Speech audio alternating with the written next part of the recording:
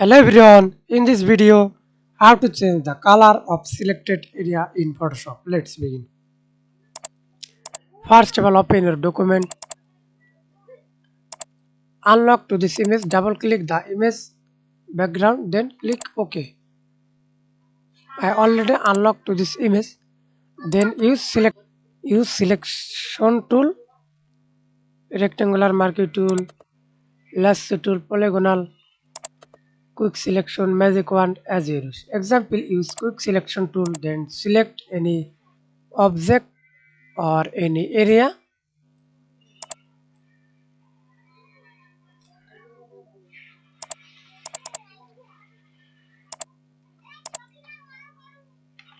Then click to this icon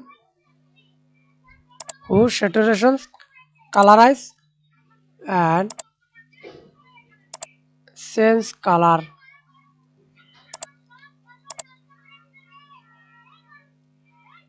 Saturations, lightness,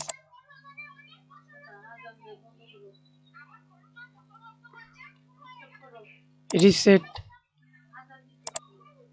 Okay.